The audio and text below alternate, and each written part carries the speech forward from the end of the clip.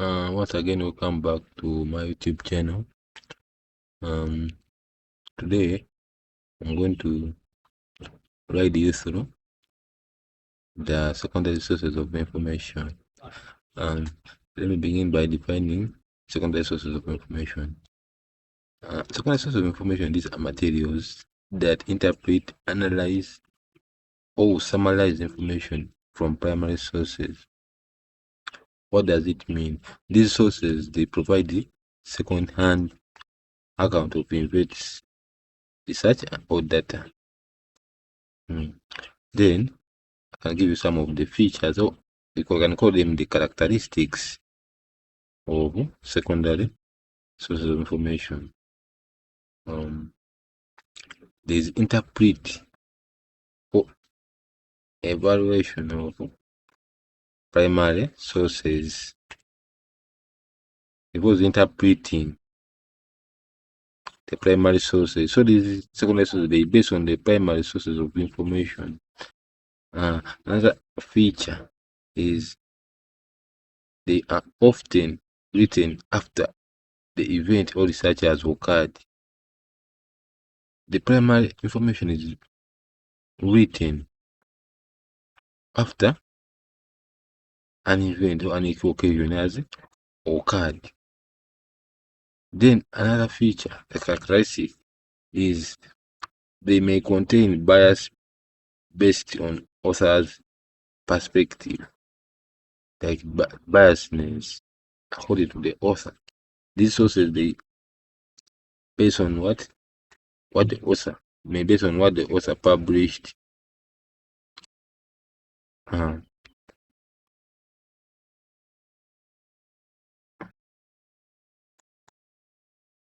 I can even try to search for secondary sources of information from Google.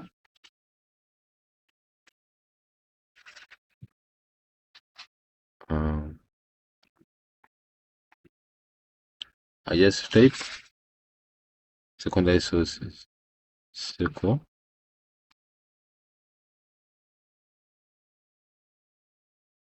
sources of information. Then I search.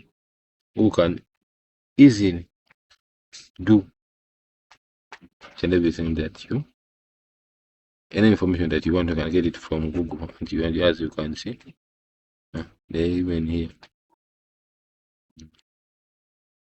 These are the secondary sources of information, as you were seeing: articles, dictionaries, academic journals, biography, textbooks, encyclopedias. These are different from the primary, as we probably in my previous video. And then another feature, because I was talking about the features, another important feature of another important feature, as you can see in the dictionary, they are showing you the information sources is provide some summaries and explanations for critics. And then examples of these sources, as I have said, I've searched on Google. We were seeing we have in articles like textbooks, journal, review articles, then biographies, encyclopedias, then documentaries, then new articles analyzing past events. Let me talk about the importance of scholarly sources. They help in understanding and contextualizing primary sources. Like they give more information about the primary sources, or they give more explanations in the same lane. They provide expert analysis and interpretation. They try to interpret, for example, for a certain occasion that like had occurred, like I had been recorded in during the primary source. Then they save time by summarizing key findings. and they're also useful for academic research and literature reviews. These secondary sources, they have some limitations. Let me just pass through the limitations faster. One of the limitations is they may introduce bias and misinterpretation. Not not always based on first hand information, and information which is not first hand is always a chaos. It can become outdated if new primary research emerges. For example, if a new research has been carried out, these secondary sources they can just become outdated.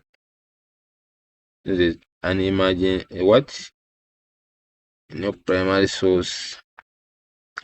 Thanks for listening. Endeavor to subscribe, like, and comment. And update you with more information. Thanks.